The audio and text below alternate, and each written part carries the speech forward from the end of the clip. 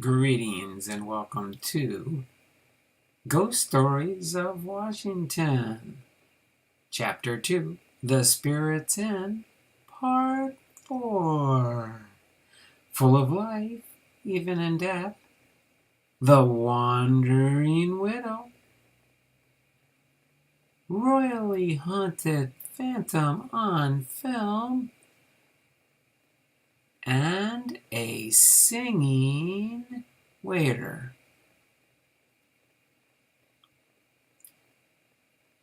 Hopefully you're enjoying this night. Let's see how much fun we can have this evening.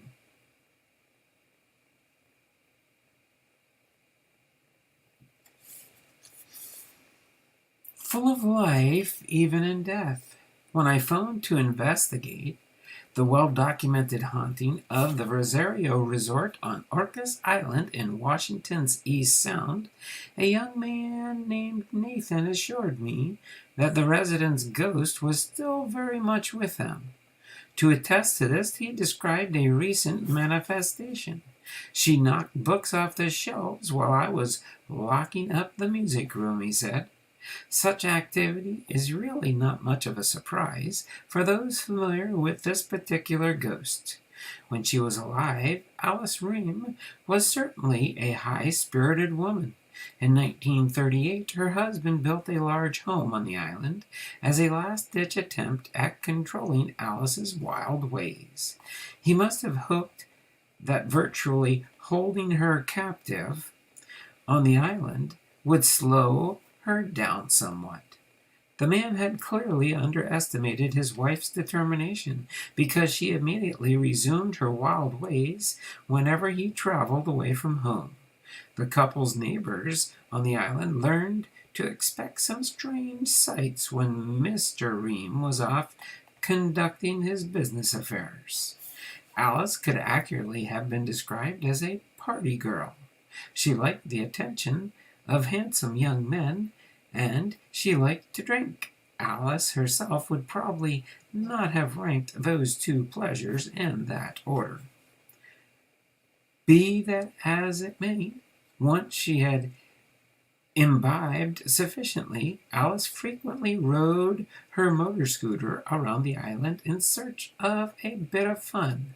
The fact that she would occasionally forget to put on proper clothing before taking these rides no doubt helped her find the fun she was craving. Despite his efforts, Mr. Ream's attempts to confine his wife never were successful. The woman died prematurely of problems caused by overindulgence in alcohol. But as many people, including Rosario Resort employee Nathan, can attest, her spirit lives on. In the mid-1980s, a housekeeper at the resort was too tired to make the drive home. Instead, she settled in an empty room for the night. The woman lasted in the room until midnight, when sourceless shadows and invisible fingers touched her hands, drove the housekeeper out. The room she was staying in had been Alice's bed. Members of the band who were assigned the room next door Alice's complained about a noisy woman in the adjacent suite. She had been partying all night long, they protested. Management would have certainly done something about the situation if they could have, but the room in question had not been rented out. Because it had been empty all night, there was really little they could do other than try to explain that Alice doesn't really live here anymore. Next we have The Wandering Widow. In the early 1900s, Isidore St. Martin built a hotel at Carson, Washington, in the extreme south of the state atop a natural hot spring. The business was something of a retirement project for St. Martin, as he had already enjoyed a varied career spanning nearly 50 years and had raised 10 children with his wife. St. Martin firmly believed in the curative powers of the hot springs, and he not only wanted to have them available for himself and his wife, but also to make them accessible to others. Building and operating a hotel at the site seemed an ideal way to combine the two aims. Unfortunately, an elderly neighbor named Robert Brown did not share St. Martin's belief. In a heated argument, which escalated into a physical fight, Brown fatally stabbed the innkeeper. Brown was presumably punished for his crime, but it was St. Martin's widow who suffered the most. She died of a broken heart not long after her husband was murdered. The widow, St. Martin, is believed to be the spirit roaming the hotel's hallways. The ghost has only rarely been known to cause trouble. Once, when a maid was trying to make a guest's bed, she kept finding her work mysteriously undone. The woman put clean sheets on the bed and left the room to get the necessary pillows. Although she was gone only a moment and no one else entered the room in her absence, she returned to find that the sheets were not only off the bed, but missing from the room entirely. The maid went back to the supply cupboard and picked up a second set of sheets. After putting those on the bed, she left the room for a few minutes. When she returned, the second set of sheets was also missing.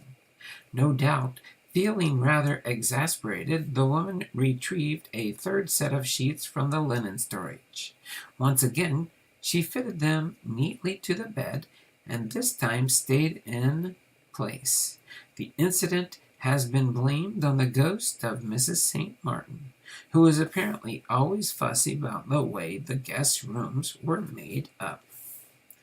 On another occasion, the ghostly widow must have been rather annoyed with a particular maid. When the unsuspecting woman was making up a room, the pillows suddenly flew straight at her. The third floor of the hotel is no longer used, by anyone living, that is. Although the entire floor is empty and access is denied,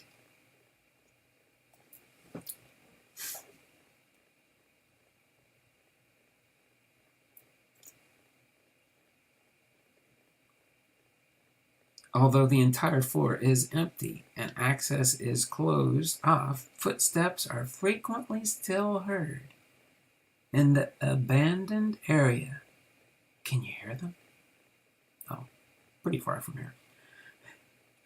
The long-dead woman's image has even been seen a few times strolling through the lobby, inspecting the guest rooms, or simply walking along a hallway.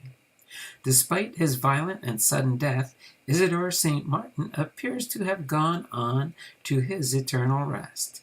No one has ever mentioned a ghostly male presence in the old hotel. Next we have Royally Haunted. When it was about to be built in 1910, the Palace Hotel in the Yakima Valley town of Prosser lived up to its regal name. The next 75 years, however, were not kind to the place.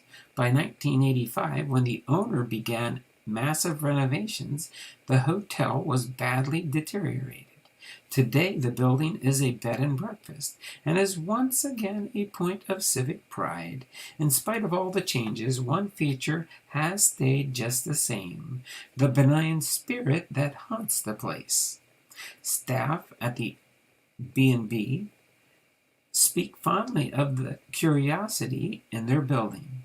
They call the ghost Carl because they have concluded that he is the spirit of a man who ran the hotel during one of its earlier incarnations. Carl had no heirs when he died, so all of his worldly possessions were simply left in the hotel. One of the current managers has learned to respect the fact that the kitchen she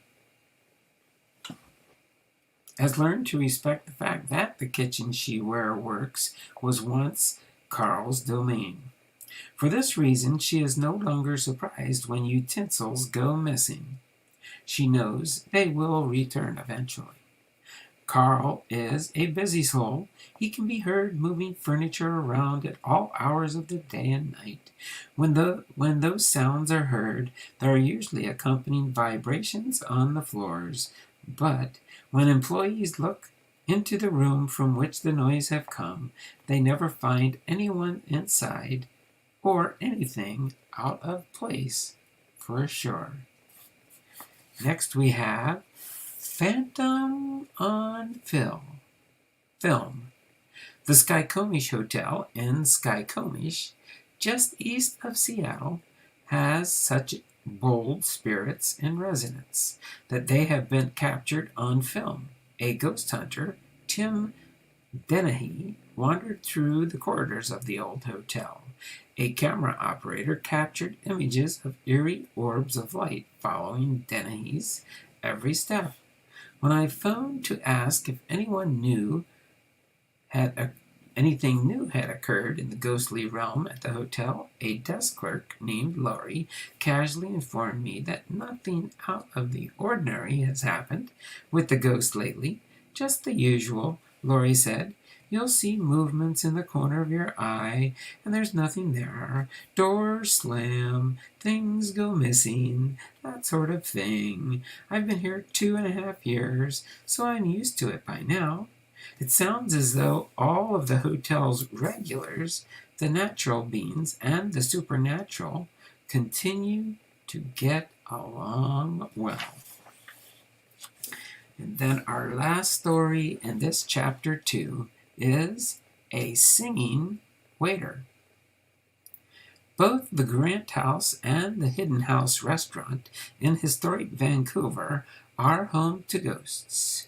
The ghost of a thin, melancholy-looking man, presumed to be a former military officer, resides upstairs in a front bedroom at Grant House. He has been heard walking along an empty corridor and down a set of stairs. The ghost of Hidden House is thought to originate in considerably more recent times, and he is as lively a spirit as you're ever likely to encounter. He locks doors from the inside, calls the employees' names, and plays with the silverware. But it's his singing that really sends shivers down people's spines. Well, shivers down your spine by the singing of the singing waiter. Hopefully you enjoyed this chapter, and I look forward in our next episode to chapter 3. Take care, and we'll see you for our next spooky night. Bye for now. We'll see you next time from Washington. Bye for now.